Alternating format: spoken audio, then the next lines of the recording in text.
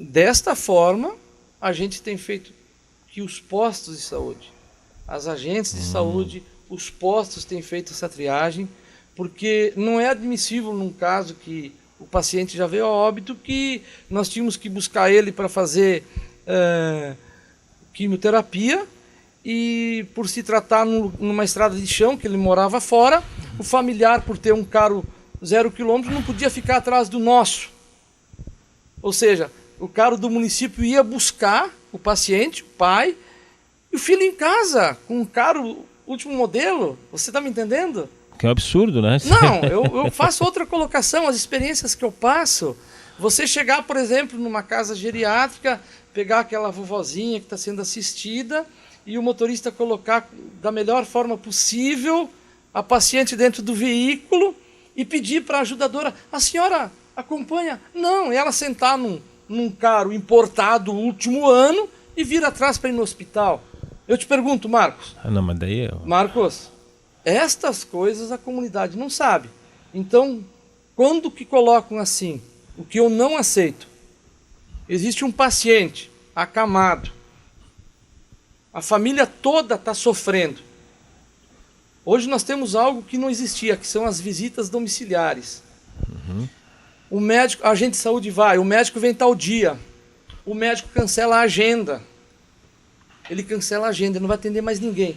Simplesmente o médico não vai na casa porque falam assim, o Davis não mandou caro. Não, não é o Davis que não mandou caro. Isso dói para mim, isso é complicado, mas é a estrutura que eu tenho. Mas esta realidade ela vai mudar. E se eu não tivesse essa certeza que as pessoas que estão hoje junto comigo, que é o secretário, que é o nome do secretário? Vladimir Schwinger, que se eles têm esse pensamento, nós temos que melhorar, porque senão não tem o porquê nós estarmos hoje numa função pública. Eu não estou ocupando uma função, eu estou desenvolvendo uma função. O que eu vejo também junto no nosso meio que está se criando alguns monstrinhos, certo? Tem pessoas que acham, fui colocado aqui e chego até aqui. Não, eu não aceito. Mas, Elógio, voltando um pouco atrás, tu falaste que teve um filho que foi atrás da ambulância com o carro do ano. Tá, isso não, carro do ano, não era da ambulância, era de um carro, porque a pessoa tinha condições de sentar no veículo, né? Sim, tudo. A pergunta que eu faço, como é que fica essa situação quando ocorre isso? Quem é o moderador disso aí para saber, mas isso aqui está demais, né? Pelo que eu percebo, tu seria o moderador, e aí vem a minha pergunta baseada na tua experiência. O que se faz numa situação dessas? Olha, daí que vem um momento que eu passo um conforto para quem foi fazer o transporte. O motorista. Os motoristas, eles são assim, os sinalizadores, Davis, valeu a pena, hoje eu fui útil. Davis, hoje eu fui enganado. Hoje nós transportamos gente que não precisava ser transportada. Certo? Uma coisa que eu ressalvo aqui, que graças a Deus, eu não tenho tido pressão, de certo modo, de nenhum vereador, de nenhum representante hoje dentro de funções para fazer um benefício. Existe sim situações que vinham criadas há mais tempo e que nós com calma, com jeito, fomos tirando. Hospital Bruno Born, eu tinha em média 6 transportes de pacientes para casa. As meninas lá do pronto-socorro, Davis, eu preciso de um carro. Criamos um protocolo com a vinda da UPA, que não vai comportar mais nós fazer esse assistencialismo. Vamos transportar somente o paciente que tem uma prescrição médica, certo? De 6, nós tivemos semana passada 4 transportes de pacientes. Os demais, tu tem que fazer com que o próprio cidadão venha descobrir que ele tem capacidade para solucionar alguns problemas. Sim, esse critério se trabalha agora é uma questão de ética, né? Porque eu entendo assim, o próprio, digamos assim, o paciente e os seus familiares têm que ter uma noção de que, opa, não podemos usurpar o poder público em razão não da usurpação do poder público, mas sim de que o poder público estaria salvando uma outra pessoa numa situação que está acolhendo uma que não precisa.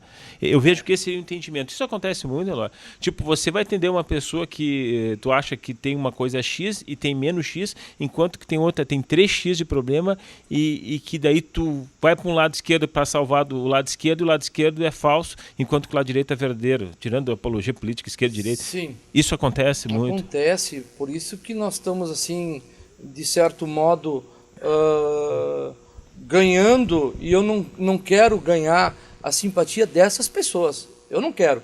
Que tendo condições, certo? Eu tenho 2 casos de um paciente, de uma senhora que o informativo já fez matéria, uma guerreira, entendeu? Que tem um adolescente com um problema gravíssimo, ela se vira. E eu tenho uma outra situação similar, essa senhora mora num bairro mais afastado, uma situação delicadíssima financeiramente, essa vem pegar uma Topic de uma outra família aí que tem uma condição com carros bons, tudo, que é um automóvel. Não tem aquela preocupação, não, a prefeitura tem que me dar. Você entende? Então, assim, muitas vezes é complicado, é muito triste, porque se nós formos... eu acredito que em breve nós vamos estar com um trabalho com maior eficiência em cima da real necessidade. Porque tem pessoas que podem fazer. Só que daí nós vamos entrar numa situação de formação moral, de virtude, Marcos. Hoje nós temos aquele maldito comercial de Gerson, entendeu? O negócio é tirar vantagem em tudo, certo? Tem pessoas que não estão preocupadas. O que vem e me dizem assim, eu entendo a sua situação, mas eu preciso. Mas daí como é que fica essa questão da escolha? Vocês podem dizer não, nós não... Sim, não, eu tenho dito não. E daí vem a seguinte situação. Nesse 1 ano e 4 meses, eu não tive a oportunidade, e essa é a primeira vez, por isso eu agradeço, de colocar os acontecimentos dentro do transporte da saúde, porque o que eu mais escuto assim, não, vou para o informativo, vou para independente, então vamos lá.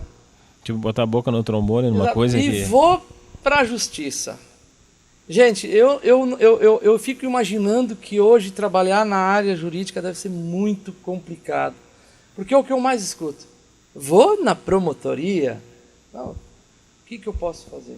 É que, na verdade, as pessoas se acercam como um fator de pressão a questão de ir na justiça, quando, na verdade, vai ter um abalizador que é o juiz, né? E nem tudo que aquilo que ela diz vai ser verdadeiro, né? Ela tem... Agora, Delores, nesses anos que eu vejo que já que teve muitos atendimentos que a gente percebe que existiram aí nesse teu setor, muitas vidas foram salvas?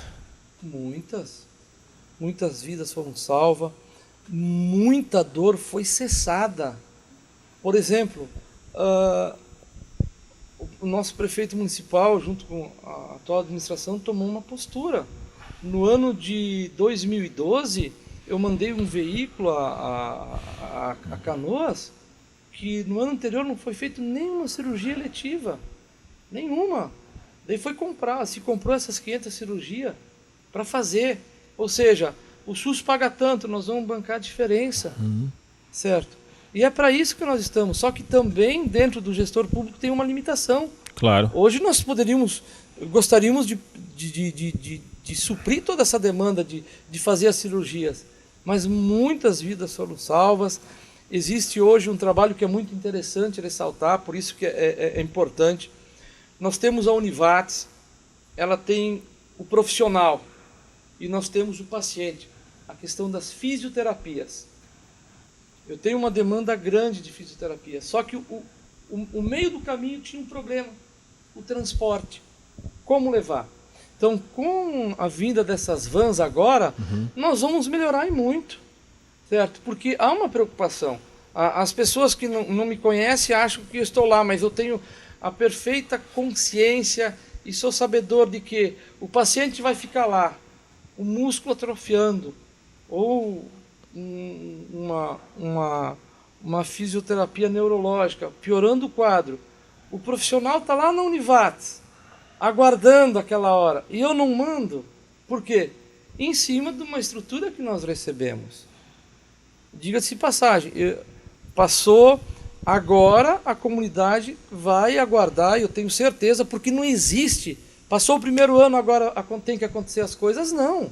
Tem muita coisa boa que está brotando, germinando. Tem muita coisa boa que vai a vir ainda. Vai a vir, exatamente.